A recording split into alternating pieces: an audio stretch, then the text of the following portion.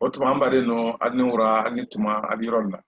n'ala sɔnna an bɛ na an na kalan daminɛ a dakun dɔ an y'a la lɔ yɔrɔ min na dɔ tɛ tɛmɛnɛ bitani kɔbɛ bi wolonwula ani wolonwula na mantaya kɔnɔ furubatɔ yefali furubatɔ yefali n'ala sɔnna an bɛ na kuma o de kan sisan yalɔ n'a fɔra ko furubatɔ an hakili la an bɛɛ bɛ o dɔn n ko a tɔ de fɛn su kelen ninnu dɛmɛtɔ yala o le ye n'o nana la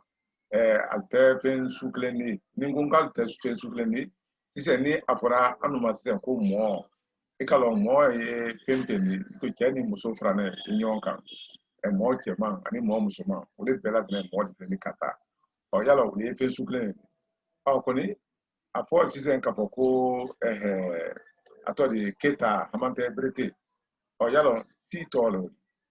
si tɔ min fana o de mɔgɔ n'a berete de u bɛɛ lajɛlen ye berete tɔw de kɔrɔ ni a dun fɔra sisan fana k'a fɔ ko jamana bɛɛ k'a dɔn k'o tɛ n'i ma di yo min an dun mɔ de ye ɲamɛ kan wala an si de ye ɲamɛ kan kɔni jamana o ye furubatɔ le fana de n'u y'a jamana kelen-kelenna tɛ o kosɔn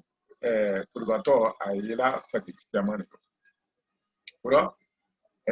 furubatɔ bɛ yela tɔ sugu sɛlɛman de kɔrɔ o kɔrɔ an y'a yela tɔ sugu sɛlɛman de alu tɔ o bɔ ɲɔgɔn ma le na alu le hala ma falen ma n'i y'a ye dɔrɔn k'a fɔ ko alu tɔ bɛ bɔ ɲɔgɔn ma yala o le nɔ alu le hala lu ma falen ma cogoya ma falen ma a fɔ ko si ani jamana bɛɛ k'a dɔn k'o tɛ kelen alo a kelen-kelenna bɛɛ fana tɔ de di a dana bawo alu hakili to an ka mɛn dɔn furubatɔ ko dɔ o le ye ko fɛn su kelen ninnu dɛmɛtɔ le yala o ye kuma tun ma de fana a laban labara a ma fa le fɔ la yala o fana tun furubatɔ ni a lasaya a bɛɛ furuba kurundu le o a bɛɛ furuba sariya le o k'a fɔ ko a fɛn su kelen dɛmɛtɔ le kelen ani fana a bɛɛ laban n'i y'a labara ani ma fili o le fana ye furubatɔ dɔn ko ni yala furubatɔ yɛrɛ bɛɛ fana tɛ ne ba kuma nana yɔrɔ wɛrɛ dɔn kamasɔrɔ n'an ko n ko yiri n'an ko ma ko yiri a bɛrɛ ma fili n'an ko n ko mɔ n'an ko ma ko mɔ a bɛrɛ ma fili n'an ko don ma sisan k'a fɔ ko sila komi sila tɔ de ko n'an y'a ko sila yala o de kɛ sila ma fili ne b'a de kɛ fɛn wɛrɛ de wala n'an ko sisan k'a fɔ ko turuki yala n'an ko turuki yala a de kɛ a de ma fili ba kuma yɔrɔ ne wolo o mɛn dɔ ne furubatɔ lu kan kɔrɔ ma o le ye ko fɛn su kelen ninnu de ma tɔ le fana a laban labara a ma fili de fɔ la an ko ne la kɔrɔ alu kan kɔrɔ a kan dɔn ko kɔni furubatɔ ye fadi berelu bɛɛ a ye fadi berelu bɛɛ ye an b'an kɔ furubatɔ lu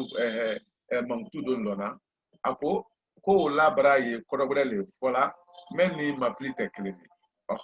an de an hakili to yɔrɔ o yɔrɔ bɔn n'i ka ko yiri i b'o ma fili ko yiri muru i b'o ma fili ko muru kɔnɔ i b'o ma fili ko kɔnɔ kɔni furubatɔ dɔgɔyali bɛ yen ni k'olu ma fili i b'a fɔ ni k'olu labara o tɛ a ma fili fɔla de a ka o le ma ko kɔni o ye ko t'a kaɲala kɛla ma fili de hali n'a labarara a ye fɛn wɛrɛ de fɔla ko kɔni k'o tɛ a kaɲakɛla ma fili de o tuma la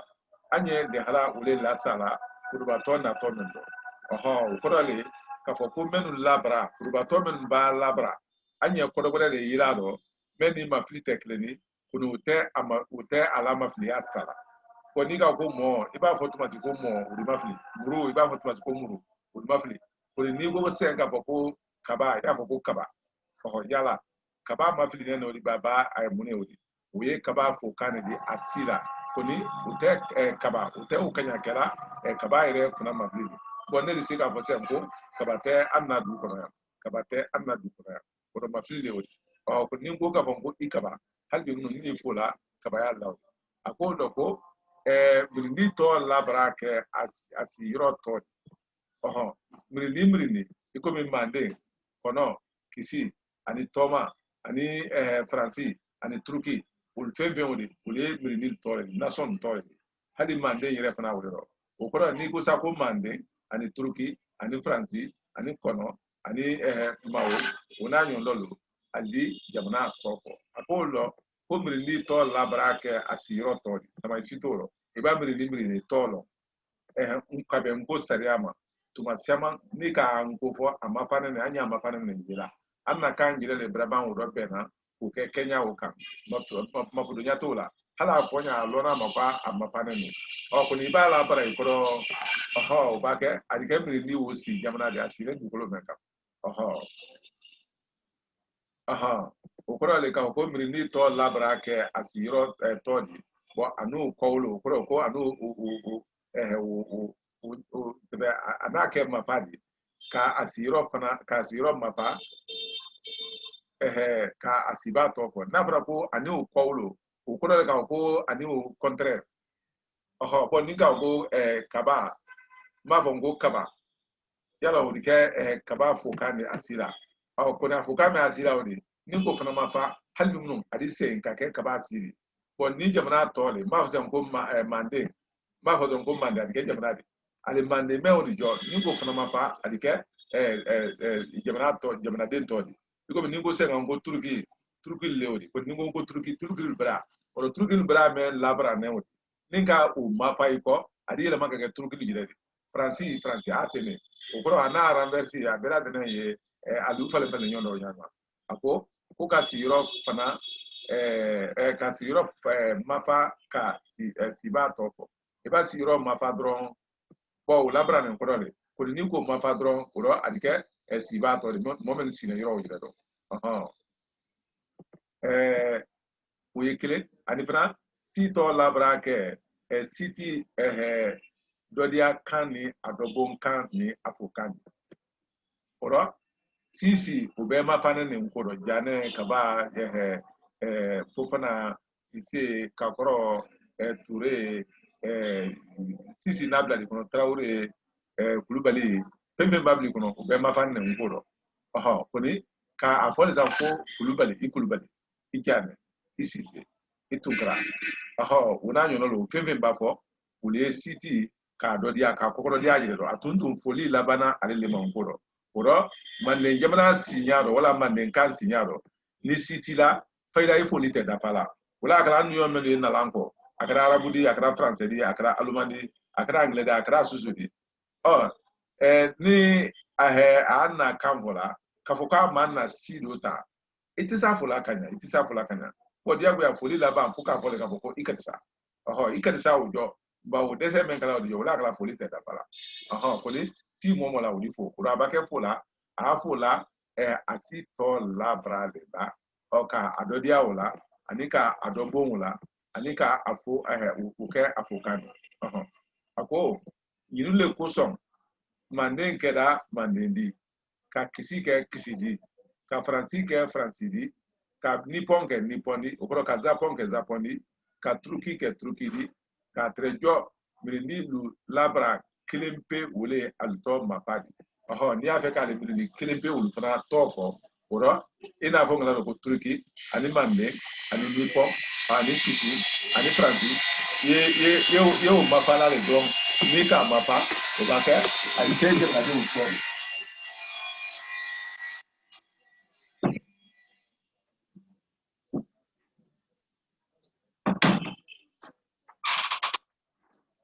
alu hakito manganene ndala ya mra semra datu orande a haklito irawra ako do ko koni ukle ne alla jamna todi malombuluma nkona bara bale grani menyo mansia kantol do nyasusuka menyo mansia kantol do kantol ye kumrunendo le frala fenuka iko bina fra se ka ko gine ole tunganga ke atodi jamna di atodi jamna deli gine oke wala gine oke jamna deli bon na français ka ko mande wala mali hamate mali atunga kan ka ketene iko me afon ga ko mande turki antu ni se ka na jamna ni kire na pe ke nyana oka fetun tala ken o kaya o toli tolta ulu fonya ka sia bale anya bile ma bawo aye kilina tole di wutuma kama so ko bo kai kilina tole di wutuma na mafane yo kilina te ya atodi ngukil yo kilina tolu be nyame ka jo to nyinu kusom anise minilu to ladana alla jamna toro anise minilu to ladana alla jamna toro ka alla jamna kilin kala jamna kilina to la labranenke kama fadi kani ukoro jamana lu tol mafa faida ukilina tol o yekilina jamana tol abra o yekilina tol o ko jamana denun tam tusa o wole furuba tol ma faro o bake adike minni tol doy yo tam ka kuranko ke kurankodi ka kono ke konodi ka toma ke tomadi ka sinin ke sinini ka nipon ke niponi ami a hakili toro fana ale furuba to sunyin labara le kuson a fɔra ko kante brete kamara jame ani konde ani fadika ani fofana ani keta ka tere jɔ siti olu kɔnɔn kan kelen wele alusi mafili o kɔrɔ an kɛlen k'a fɔ ko kante ani jane ani konde o de sitilu fo k'an di alusi la fasayi fɛtɛw la ko ni ale kelen pe ole fana ye ani mafili di bon ne y'a fɔ sisan k'a fɔ ko kante jamu tɛ alula so la kante si tɛ alula so la kɔrɔ kante mafili ne n'o o tɛ kante yɛrɛ ye a mafili ne n'o a k'aw lɔ ko n ba jamana tɔ ni mirindi mafili lu bɛn ɲɔgɔn mantade ma ani siti fo kan ni asi mafan a mafili bɛn ɲɔgɔn ma olu le jɔ yo kumaden kɔrɔ filama o kɔrɔ le sisan n'an ko sisan k'a fɔ ko manden yala o mafane ni ko n'an ko manden yala an bɛna jamana tɔ fɔ waati kelen na n'an ma ko sera manden fɔli mafili ma hali bi minnu ale manden kelen wele o kɔrɔ fɔɲa fila bɛ ɲɔgɔn bɛn a tɔ de kɔrɔ fila bɛ ɲɔgɔn bɛn fɔɲa kelen ma munna fɔɲa dɔ ye o jamana tɔ de fɔɲa dɔ ye o jamana mafili de komi ni a fɔra ko kaba ni kaba wala berete i n'a fɔ ngalon kan ko berete si de o de ko ni berete o ye berete fokan ni berete tɔ la k'a labara kɔni waati kelen o la n'i kɛra berete mafili la a mafili la ale berete kelen wele la o kɔrɔ fɔɲa kelen bɛ kɛ kɔrɔ fila de ani a hakili to rɔ mantaya ye minnu yela ɲɛ kelen kan kani ni a tɛ danfara bɔ yela a ni ɲɔgɔn tɛ bon fɛn kelen an dun bɛna tɛmɛ nin kan kɔrɔ ma mantaya tɛ sira ko min ɲɛbɔla ko rɔ fefefe o le ye fɛn minnu ni fɔɲa kelen yali di ko ni kɔrɔ kelen tali la a tɛ sira o ɲɛbɔla fiyewu kama sɔn a ka wuli yela ɲɛ kelen de ma bon yɛlɛma min donna don nin kan ale yɛlɛma kelen pe wele fila donna don nin kan o la a bɔɲa si ti ɲɔgɔn dɔn o la an taara fɛ ka min fɔ furubatɔ ye fɛn lu kan o de an kan ka an hakili to min dɔ o di an dɛmɛ ba kɛ an na kamasire ko dulu ɲabɔ ma an na jamana lu tɔ ni alu siba lu tɔ bɔ dɔ ɲɔgɔn dɔ ani an silu a n'an ba kɛ fola an silu la k'o fara an silu mafili kan ani an na jamana lu mafili kan bawo alumafa bɛɛ la dɛnɛ ye jatila furubatɔ de di o ni mɛ maa lɔnɛ furubatɔ la ko ɲa dɔn ko alumafa ye malɔn de alu labara o ye mafili de ko ni an na yefeli tɔ minnu fɔla ni olu mafa hali bi minnu o ye malɔn de kelen furubatɔ le a labara o ye alu mafili fɔla sa ko ni a mɛn fɔlɔfɔlɔ yira la na wole ye si ta fanfɛla dɔ wole ye si ti foli de si la tɔ kelen o fana wole ye jamana yɛrɛ tɔ fɔ de jamana yɛrɛ tɔ fɔ de jamanaden tɔ fɔɲa la barali komi manden ani manden turuki ka taa o ɲama an ni se ka an hakili to yɔrɔ o rɔ a ɲa jire ma yomi a na lama minnu yira la an na walada o kɔnɔ yala an ko le an na walada tɛmɛnen nɔ ko an bɛna an na kumaden tan bɛɛ la dɛnɛ ɲɛfɔ kelen kelen ka bɛn alukamasiri ko mafan ma a don an k'a yira ye k'a fɔ ko kelennatɔ bɔkɔ tɛ ko fila fɔlɔ o kɔrɔ ale kumaden suya tan fila fɔlɔ k'olu bɛɛ la dɛnɛ ye yɛlɛmana n'an ko yɛlɛmana men kama sire yelema asira ta ko te da na sira la banko sira ta di yelema nkoro anna kuma kambulundo basite ani nyonya yuka sira lam fana di yelema anna kambulundo basite ani nyonya yuka oni kama sire ko le te yelema na tuma fiama uye anya kele ne bahanna ta da ko sira la ni sira ta bola nyoma ora anna nya foli do ngandi anna kuma de suya tambe kra klingling ka kama sire ko nyaro gwe fo an ka ida ka ko nani la bank o te yelema na o ko ni be ko fe an na ida on kan bena na adbeja fo klingling am banen to ta le lawdi am banen to ta le lawdi ro to no bla men tunala sa o to no bla wudi o to no bla ni do nya foli do an na kuma do ni alu hakilala afana ko menu yele mana an ko fo ko late menu te yele mana an ko fana fo ko late menu ye ni do yele mana do te yele mana do an ka wul fana fo ko late o men late na ko do yele mana do te yele mana do to no bla ye wudo le di ko korale to no bla andi wudo ye ulen nyalima kada wu te yele mana lu yele man balle to no bla bade fana li anda ye wu yele mana nan ko ngal yele mana hali bi muno anna yele mani ni kodoye kamasre mafafalare aha bo umei kodo yele mana anna yini woledi bo men te kodo yele mana ko bi sira talu bo al nyama wala sira lanu bo al nyama yoro do lo kabe kamulo no kenyama yalo te tanadi bo halbi mun kodo ya nyama bo kuma do lawula kodo le kama aha ora nkoro tonoro bla ye klinatolu nolero aha anka kan take ole folo kalama tonoro bla alla men folo ke klinatolu le noro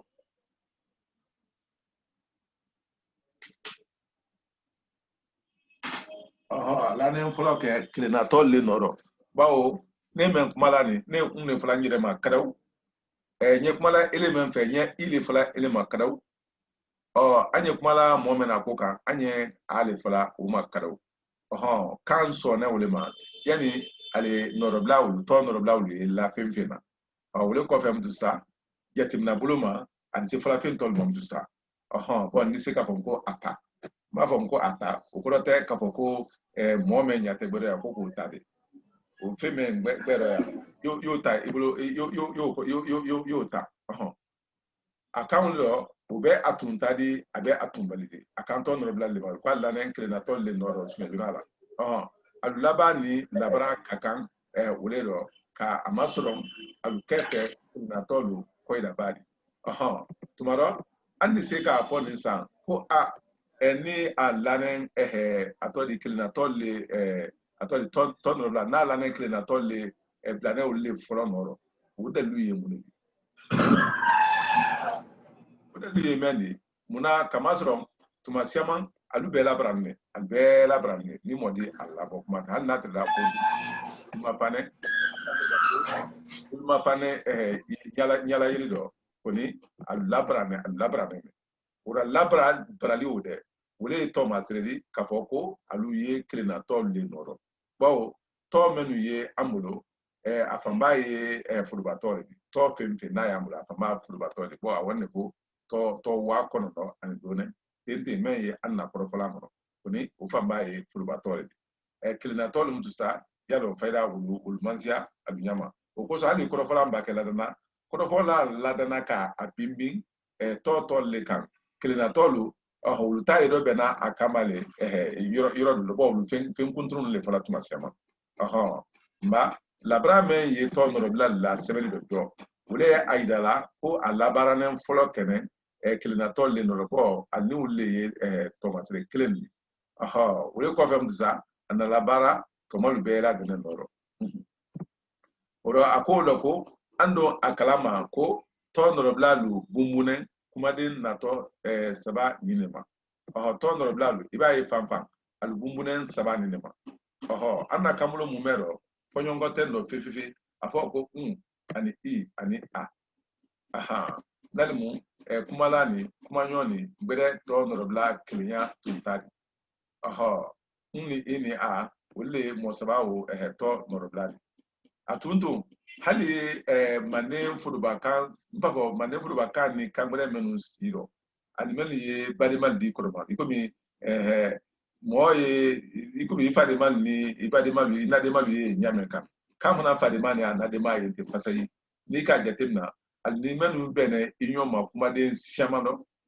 oho tuma siama anu le ba de mari iko bi ni ka nko ta se man ne furu ba kan afulu ba ka ko nko ani man ne kangre ay fulu ba ka ko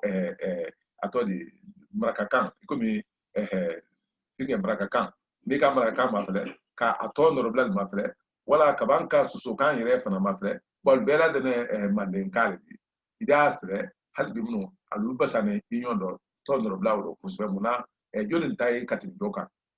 we ya ida bo fe duli wulu yere man duma kando on duli wulu yere man bo man jere jere fifi wala ida la ka ko bla nyoma kan ni kan be ka yi ko ma bo felle wodi mo te se me ma fele nano yaro bo ado se na dunya lolo kadam na kan dam na ma hanya nyane men kadi akudi mo la yele man ko isi fangure lu fe ani ko isi fangure lu fe wodi kan don ne mayele mawru ko adina ke attaquant ngule di wodi kuma de doli wodi yele man bara le wodi de wodi do ye Thomas Reddy kan nya fe men ya aidala ka foko ani kan men tere klini koroma ko som iba unni ini ajatem na atodi anna mane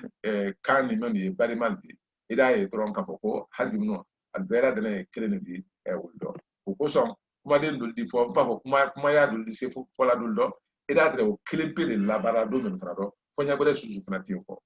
akolo ko abaju ke tonro bla baju ni ini amen ko nalmu kuma la ni kuma nyo ni bede tonro bla kelingna na kelinya tundadi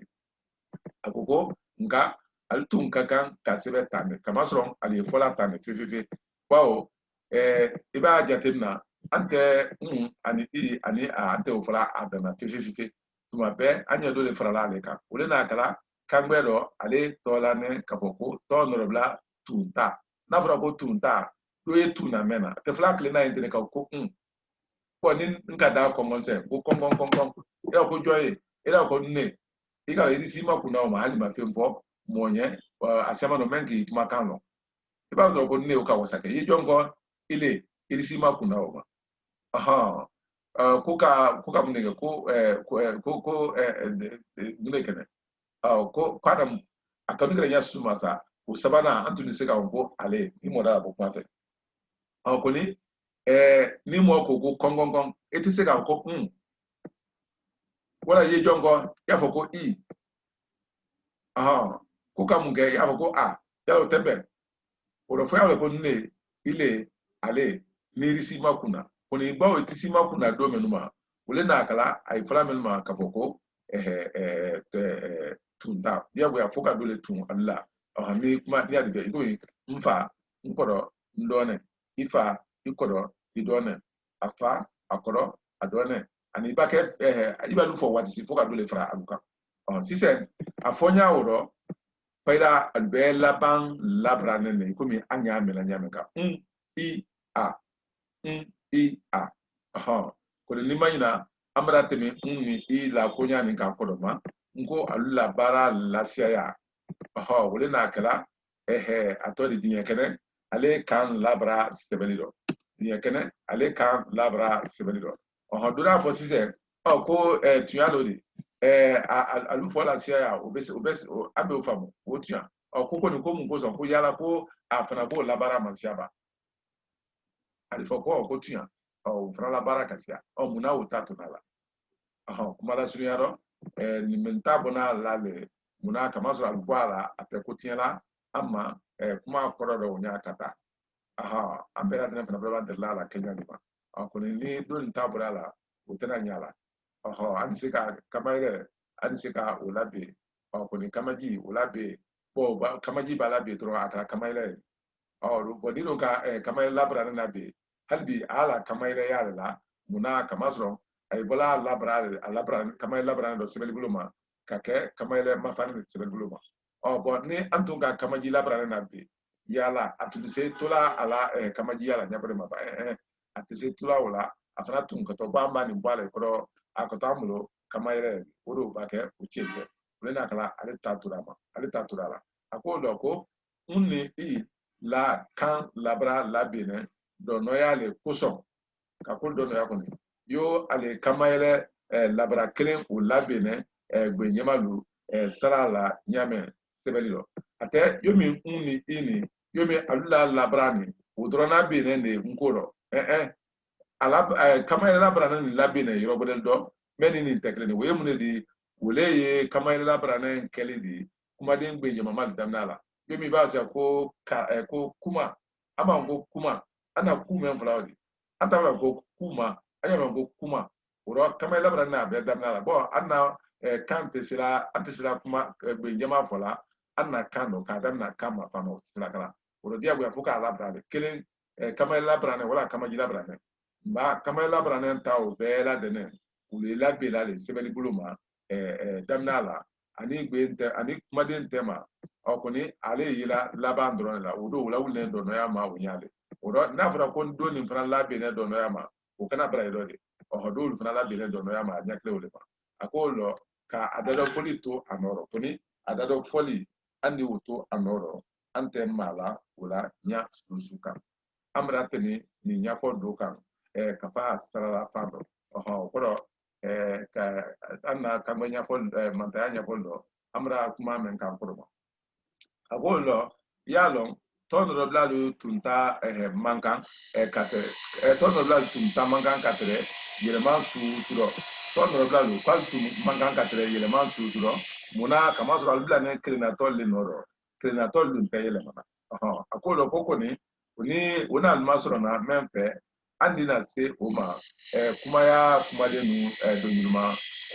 kumada do ni ala tona me ya kala andulu yelemana otuma ko anna tewul ma nyefe o yemune di kamasron yelemani men kala aludo faida ate yomi we kodo yelemana nyaso ma kuni atodi we kamasre lu sila labeni inyo ma nyamen ka kuma fonya la noya o ko son ikomi sama kuma duma kuma fla inyo kodo bor la nyamen ka ikomi duma kuma lu inyo kodo bor la nyamen ka wa usulle kamasre lu yelemani ite kuma ko da yana nya su ka fifi ani ahadito yoro ante mine ton robla talawli oro asabana kuma de sabana ule mangutuni ni manyina amra mangutuni mfo kodoma kai kasiya ka laka amra ida la kodoma nko mangutu yele yo furubato muna bawo adimalong adimafli ikome adimalong kamafli okoro le tamayitaro amalong oye ala mafale bro amafli fana oye alabra le bro akawlo ko mangutu narata bokote menyina bone kurunun ndo ole mangutu men narala nango mangutu men narala me kala konradi tuma me kala konradi so ikome ni ko se kafo ko tumbu anse ngo tumude yalong wala tumuren anye denwu ne renwu nala wala le fefe bo renwu do ni denwu wole mangutu le akolo ko mangutu nalata bokote adana atobe le yo furubato mantaya tariaro oro mangutu tawulu ikomi belebele ni timani bemani bewulu kolu furubato la male kolo adimalong adimafli na manya alfana mafli ko ani ni amanya alu lambe ko anye kuma de nura kolo adise ka febure fana la lenye ka alambe wala fana mangutu kondrama menu narala mangutu tuntalu ko yalong anko anna mangutu nyaforo ko mangutu narala mangutu la ikomi anya se anko belebele ba yalo belebele ba amra belebele fo kabanga ba fra ka peme chekanyi peme kanyi yalo anya fra ngo nyima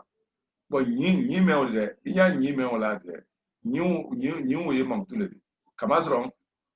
kai fra la femfinga mangutu femfinga ka lakale tabayi ko nte wala mangutu ko me akajam akabun akado akanyi akateli akasali ka anye ka fla feme laudi o bela de ne o lié alo hakto o be mangutu le o ni anda on boni ma bele nima ani taliman anu siama ko nyama ko kama mangtula ma ko fra mangtu breda akolo konra menu narala mangtu tuntalu ko tolula wale konra ula bandara tola di le man ka ke mangtu di bo iba o se ka ko ji adi se ka ko ji ma wa ani kuma solo ko boy bari mangtu narala kuma solo fana la ka ban ko fana ile man ko ka ta mangtu breda yomi anya se ko bo anya fon ko bola anya se ko sidi anya se ko sila men fen sila ora ke mangtu de aw ka ke mangtu di okorole ka folo ke tumbali di ora ni afrada na afrada do ka ikro obake aw ka folo ke tumbali di kondra menu nala mangtu tungtako mangtu tunta okoro ni kondra narada ako yumi anna gbema ni fima ni seyman ni figen fo men karawo abatu wala alike mangtu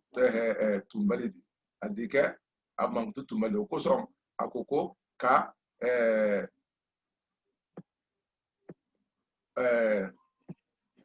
la mangtu luko o ka tofla akoko ka foloke tumbali konrama tumbali konrama awiyo kala wala di mune wali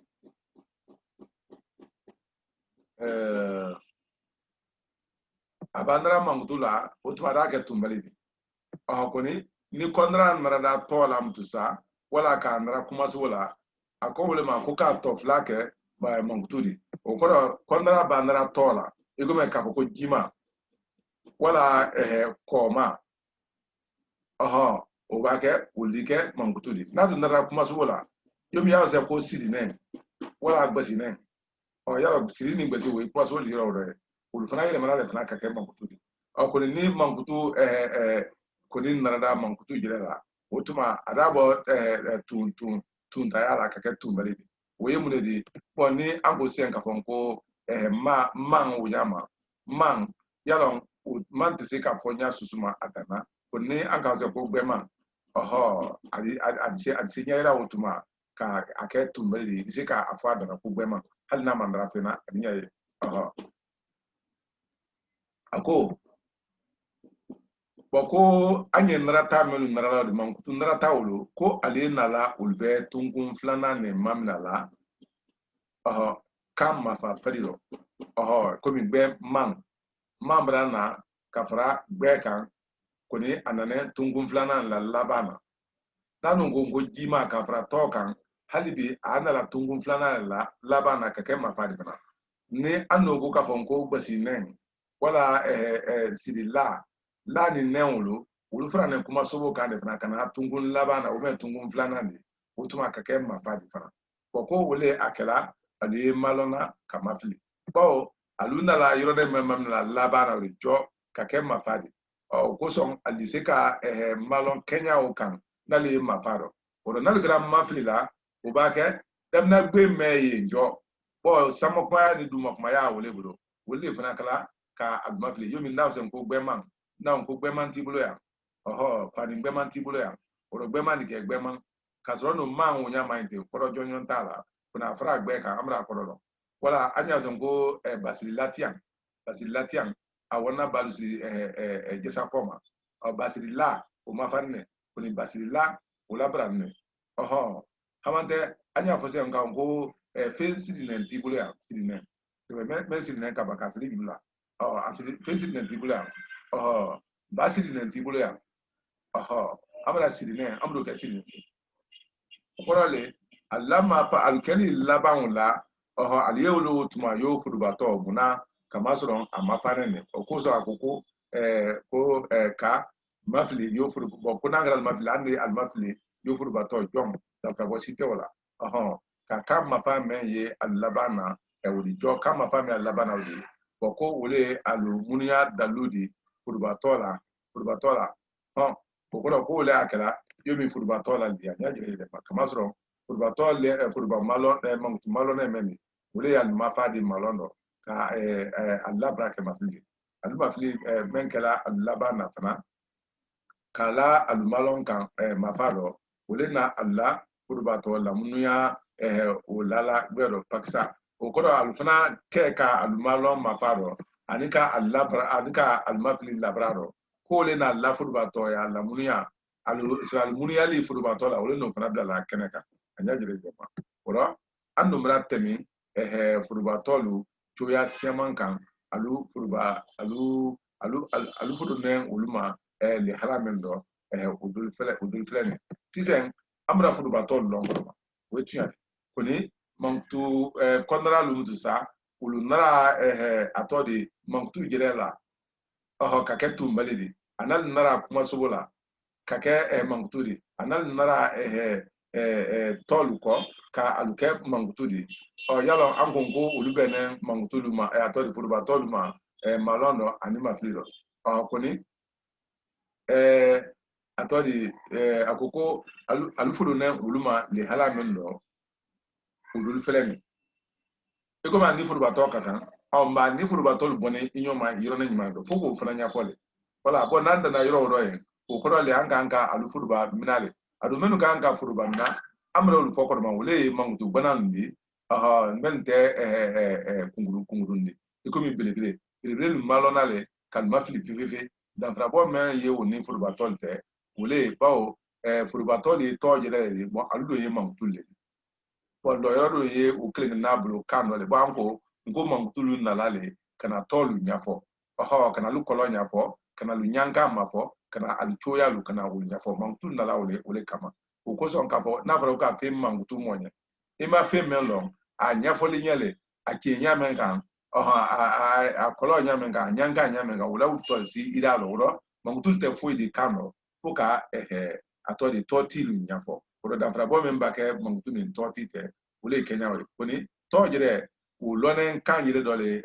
asun ma fanyi u lonen o mangtu mutu sa o yeli halal le drone ka adafo koni mangtu kondra malu mutu sa ul fana keli furuba yumi furuba to ko da fra bo melte annato ule nyafo lani alise ka alu atrumalo mangtu ilama lankanema ya mantaya silafe mangtu ilama lu ka lankanema mantaya silafe yalo ko susiyama ne kunguru no okoro kunguru asuka sia ante menu fo irodoni ko kunguru le ko ni ka ko te mangtu di oro anna kumate uluka nara lu yado tola yuma ko fo nyame ga bo ni al nara tola amangtu la mawlu ali yeleman ka kemang tudi ali nata dolu refna yi kuma subo la ni afra kuma subo kan ali kuma subo fana yeleman ka kemang tudi o ko ka alu yeleman ka kemang tudi oro mangtu tuntala ali nara mangtu tuntala fra o ko ali mangtu kondra lu fana sira ka nara mangtu tunta yele fana la o ke tumbali yomi ali yala nyame ka ni o fana kondra do ye fra la kuma den kan nyame ka gbenkelema ke flamadi ka flama ke sabamadi ka tawunya ali mangtu kondra malu fana wole kelen kala jom anu mda temi kondra ko ni nyandra ko lukan ka mantadina si amla temo ko bela tena ko kuma te yiro uldo kuma yiro man le rom sa mangtu melu yenala tola o toko kelema ikomi moba naba ani konen ani danen ani dalin ani chenin ani sonin ani jito ani fato ani atodi nyaju meye alaba nani inya ba mena ojo ole mangtudi ba men fana ole mangtudi neni ne fana mangtudi neni ne fana mangtudi leni ole fana mangtudi ko flana ole mangtudi ko di yoro dun da nafra ko saraba ale bakling ole fiera kuna afranen flale kan ali bi mu e ko anye manta ya ko da kune do adi ko ngile ma ke gbe inflamadi ka gbe inflama ke saba madi ka saba ma ke nani madi ka ta fe o jama tisen kuma subo fana ko e ko na wa ko taba o ko talishaman kama so ba ye men yang ole o ye sia le ko fala o ko ni ba ye men yang o ye molon ko fala mo ba mo moloma naba ekomi demisene nu ila de la ka musola mo men ke alunadi kala tulum ka fawla o yomi ay kumi ali maren ko men fala bo wosinale fabadi o kodo ton dul fana ila de utuma ka kela modu ke alu fadi o ko mi papu me Vatican woni yalo wole to ka ko faba wosinale na badi bo kodo na ani mo oye tole die ka ba fralu kan oye molon ne ko fola o koni na le ba kelen frala kuma so lukan aye sia le ko fola anumra temi ni bero nguru ni nyafodia oho bon afrana gbenglema ka nyamen ka kuma so do di hal bi munu kuma so gbenglema se frala kan ka ke kule badi o ka kule abra kule o ko ka abra mankambo o kule ba o ko ka ko kule siama o kuma la sunyaro ni bela dene usule di ka alufra kuma so ka aha ay fra men kala mangtu kam tu sa e comme ka fazer ko kumba na frase en ka fo ko kumba anteni mfulale men kumbelele kumba le di fasay tu hawdi koni ni kumba ko fora o ko le ka ko belele o anya kum fola ko do le la aha ura kumba inen nyele gbenen pinto pinto nyeman tandin kuruba kudanen ani korolen ani wuleni ani fiento ani brema ani kimede korole adi gbengle make gben flamadi ka gben flamake sabamadi yomi alu nya ala nya mekani korole anna tinge ay man taden la sia men kala o sla wulle daga Allah ne ado menu man taden sebenya nkakila ko man taden sebala ka be jiri ka le ma kuma den do koni ka kamasre blanda yobi mo ba anan ko a na ba a konen a danen a dalen a dalen a kenin anan ko a ka taw nyama na fara saka ko kuleba ko ka ko a mba an kuruba ko ka ko a aw nyaale aldise ka al haklito wuro nya pera de ba akolo sa kula cross diploma konrado be ko konrado le ngoro o narala tolu le ko wala kuma subolu ko ka aluke mangtulu di ani mangtu tuntalu ko ka uluke tumbali di koni ka akodo yelema done wala bake albandara la altantula nyama de alla kamasre ne alu kodo ne me wodi jo alu le frala dol ta kan ka kuma den gudala dam mutu al fana o fana yelema na ka ben ali frala me kan amra afosisen alinyina gbero ka foko moba we molon ne fala ko ni taba ogoro ko tali siama we siama ne fala kaso siama ani ba ani molon na bunya yala ko tekleni andi a haklito yoro ani a haklito yoro we jantundo dolebi jantundo le fana ye ko konala dul fana be o narala to drone la wala kuma subu dron ko mangtu dron ko ite ale la ka foko ade nara nin saba be la klini ida zo anara klimbe la ni moda ko kuma fe do fana be o tedo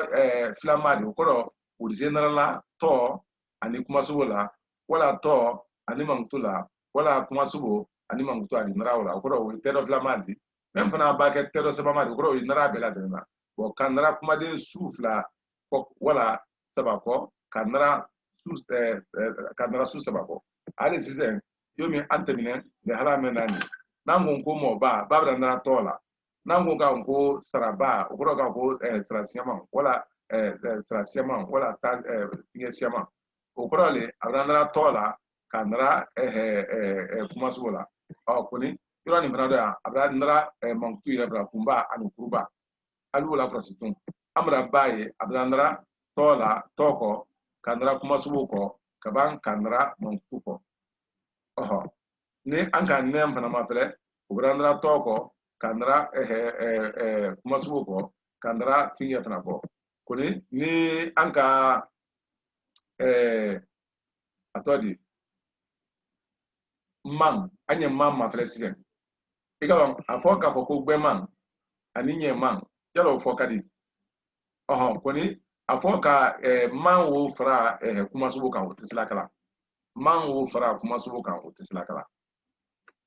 man wo abake fra la tokan ala kanade la mbola la leke madi ikomi jima ani koma ani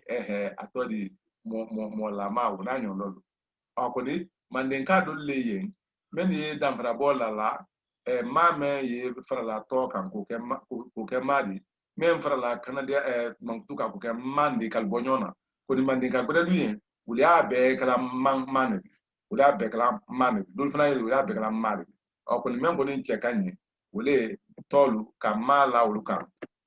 mangtulu ka man law kan kenya wole kay achamano ko kuma de men sira kala toli ka ban ka se ka ke mangtuli iko mi ka se ko seima ani seiman bo na ga go gbeman fiman wule man yatimna buloma sei fana tunga ga seiman ko ni anya fulan go seima ka ma fra ko wujatimna ne mema ka masron akene madile bo sayire ya fana ye to dole ni o ko son ali afro maka ko sayiri aha andi a hagli toro wole fana jamto loro ko aduli tero flamari wala tero sabama akodo ko mba kondra gbenkle nyinu wo agbenje mamalu wo ulubeye dana tungun labane ndama okodo ko albe kala tungun labane la nalun kada yin aliye mafale tala ye malondo kadon kumaden gbenkelen di jamayaro ni kumaden men kla manta denkelen ni ali uri la makal ka gbenje mamadi yo antemna ul kanyame ka gbenje matolu to tungun folo labra kenyama doyin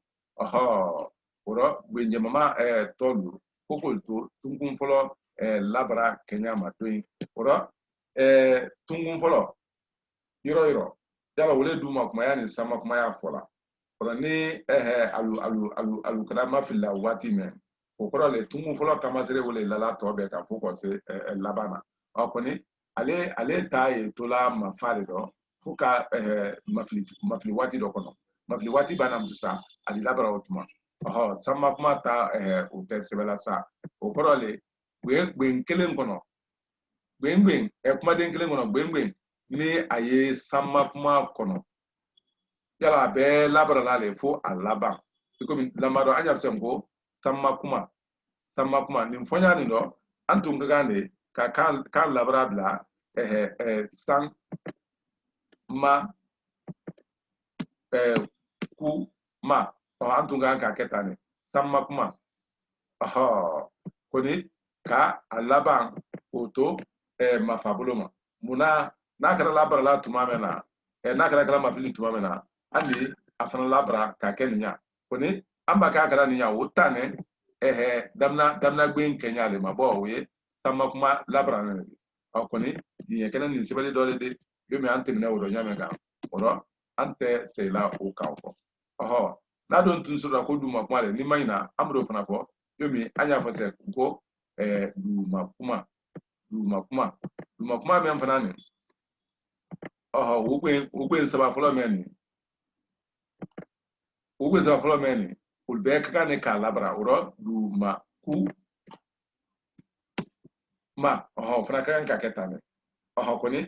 ka ansim tusa ka amafili tuma makono na kada mafilla bawo adamna ne du ma kuma le ma kamaji le ma yomi adunya la nyame kane okodole kwale fana yike nya ne ka musa ka keta uro ta adike kabe sariya kenyama oro mo si kana na fili kama sere labara nyando oro mto andi se ka a hakli toro mba ni amra se bitaro takundo yate anye bitala loyete mala suna sin andi adamna mangutu bana ani mangutu tunta mala suna andi na okra sin anye alubela de fula kore kan nasla ke fo ali jo kulunje kramo kulunje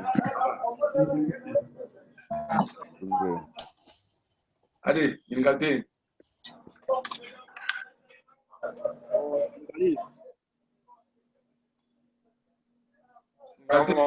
Namu. Ningali nebulu ne la ningali tono do bla ni kan ba mi ka fu tono do bla sora lama ke tole Aha. ya il to kabo tono bla mala ni mayo tono bla Aha. Okay. Hola.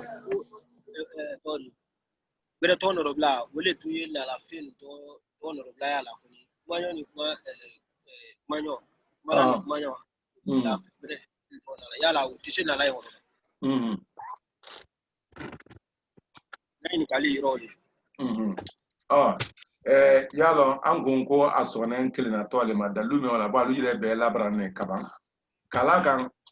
mona mana pempen longo do ma yalo igi yire le fololo munun ka ko bela de nenya ko so mo yire ti yire to fla fi woro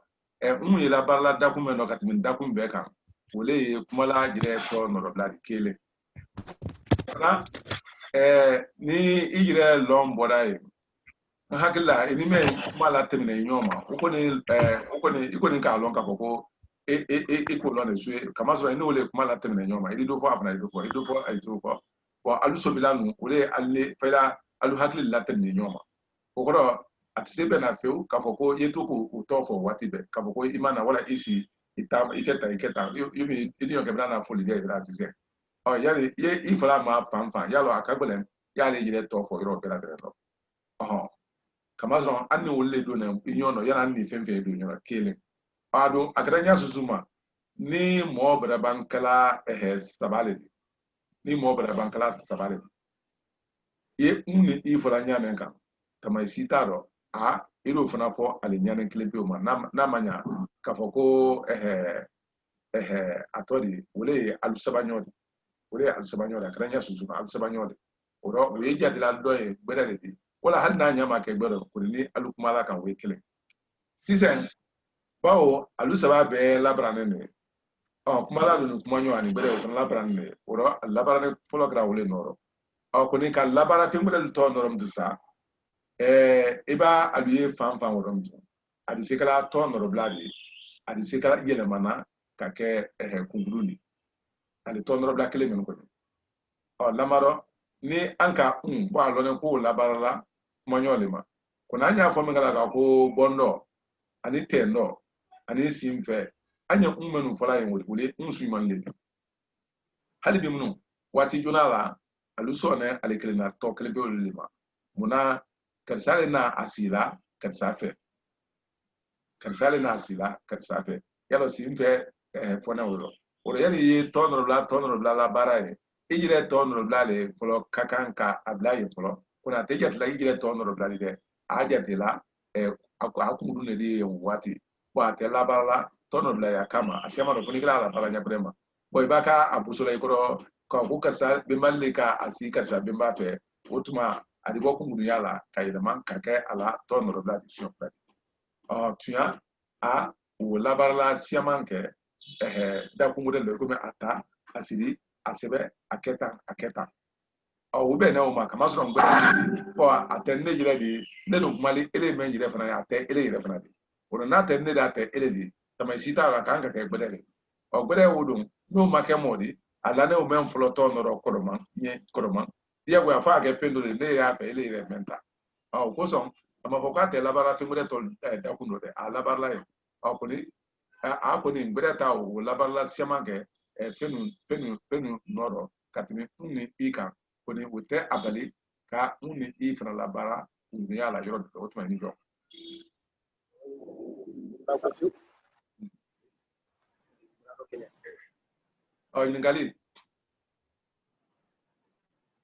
ingali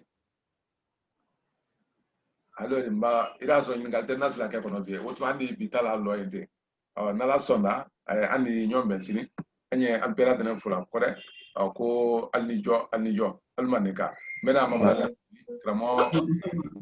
ne kene kan Incluye kramo alu hakato munu entre kumanen dola wolo malo mangron go malo ni alu haklaro claro kamo bon ato de kramo almamin ka giado lana bon ano yinna bade do le fe a yoro do kan ka so yoro men do o bra giawo lana ko duto le wodi ka ban fana ka afira bulu ta andi se kaye kaida ko duto le wodi amina na woida Allah sisan asiyama no menu ka yiri lomba ke olu dise ka afinya ko ne ko ne ka nyini kramo almami fe aye agija ka ale yiri jire den kana di pero nyo fula muna kama sron ko ale yiri lendi malo na nyala dal nyakran na wala la anya bala kramo rome numa veni ko du to le mende bon malo ni ade ni ala yoro alankane mane mbate okoni ka abulon do kanisa koni ka abulon do kanisa ko turu duro sa ajiari setala abulon kadine wole koni abulon kodine wole koni bodoni liye ade do le fadadi liye ade do le fadadi ajukoro akoni ngara nya susuma akwali afra ne makan ko duto yala ani mangoro ne munu ne nyona bedebere keba ukoso mbo igome aleye anna yiridi otuma ka fo mangoro fana maka ko duto lamado yomi kune ye jamana mendo tamay sisaro iba kune deye ani ka lumnu ye abekele kone anna trasa fal boni yoma nyane ndoka ukoso dulu fana fala lumnu ma ko kune bo malo ni dulu ya ni alka kune lo sa wala nal malo ne ka kune lo yala iba kune deye ato de asuna ani lumnu be la de la monene kone atesi akleni kone ni lumnu kila soro nambra kone to tese maja yala lumnu na nyasusuka omba ila soro ni fana kala uledi ade ni mangoro ne de sudu mandiki nyona ule na duto ko la yele la akun no te ne kone kelena nkane kelene ma ne ya ila nyame kan afira bulu ni mangoro fira bulu tekle ne la jetelo ano te ka janyona fefe bon fira bulu kini ni kisabulu le bole nyona lenya bon ayiri meno fanani ayiri ni tekisani kala ka fana ayiri ni yala ni mayina mangoro sume ni krambra malo ni mangoro boni yona wala ni mangoro boni yona kabe alunya kala kenyama akuni gara nya susuma nan denu ko ni gara keleni ka foko li yala keleni bo ale yomi akasuru wala bo ni mayina ade ngure na la ni do dan nya gara yoro na Kramo damu ne ka penkele men lon duto ya la Gambia we mankoro ni di we mankoro ni di afola feme ma Gambian ko duto tu yalo di feu we mankoro ni di kamazro ma yoro imane duto yire ye yirile di anyire ke Gambia en koroma no te alone ku mankoro bonen fangure fele kana feu koni aname ngana na yoro ulai ego mi duto yire fana ye finger dole di achama ida soro awado tani uleni ni munune mangoro munne nyona de ka fal be mam saka ko duto ne ko ni mo fimbere ya ali afola mema ko duto ni mangronte no ay karamo umaro ay base ma fana kombo amansia kombo may ni bota jara kata base kan aye okay ay an fam fela la aye ate sere kunda ni banjulu area nyina ate kombo yande no ate kombo kamazro ima ale yime adendo le fana yirondo ni kamazro ni tefidadi bon malo nalinyala te la salamu banya ila na te la salamu tiale fana mbrata ala sala bake karamo afida ko ni ndu mankoron fida boninte nyonna afida ni mangoro fida boninte nyonna nyawole lani al boninte nyonna ale fila kam mesele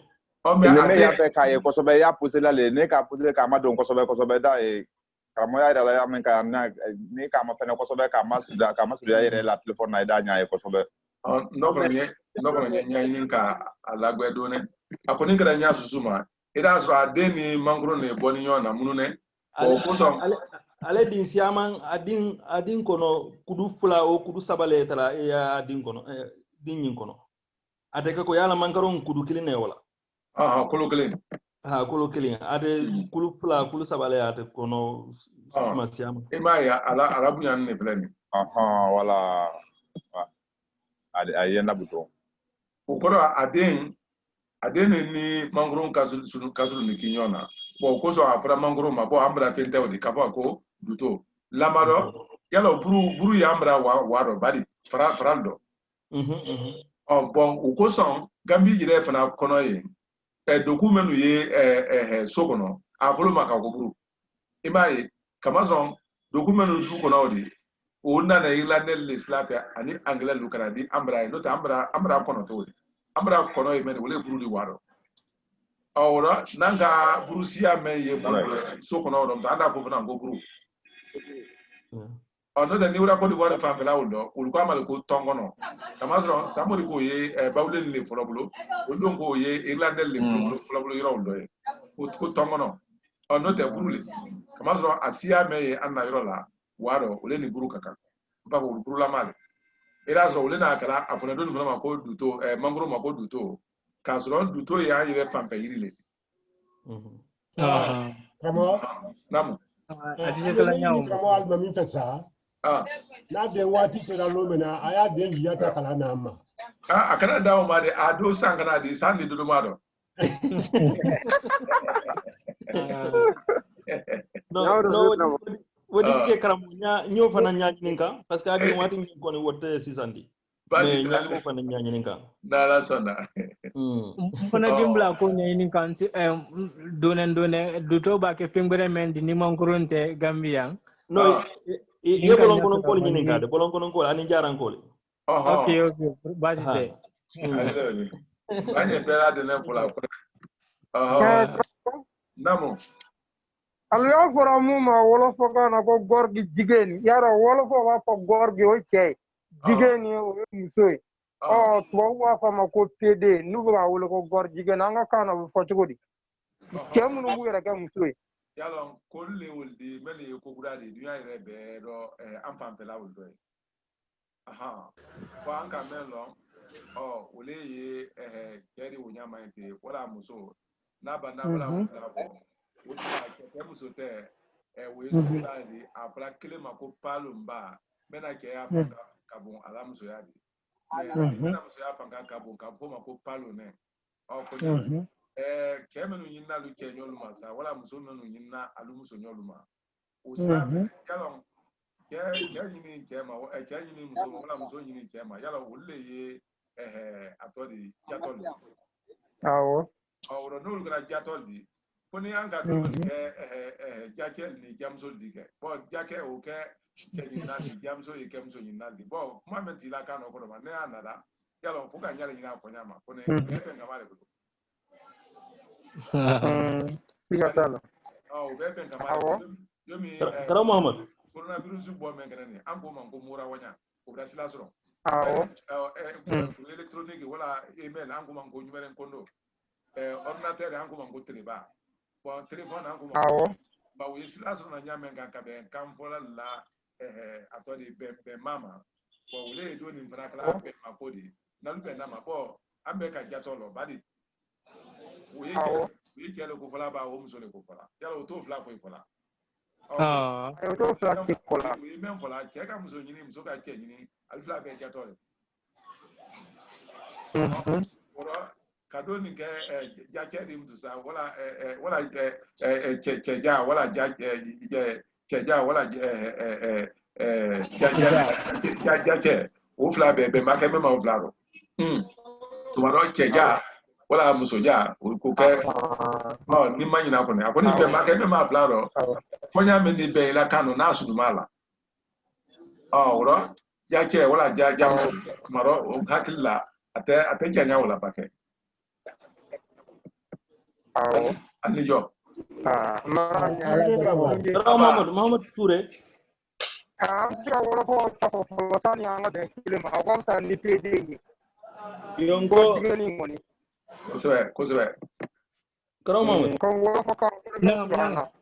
Utuma mamrali e kramal membo ne bena bo folo ha. Ani jo. Kambe sinu raja pe fula amba ani jo. Ma ani jo. Ba. Ini jo.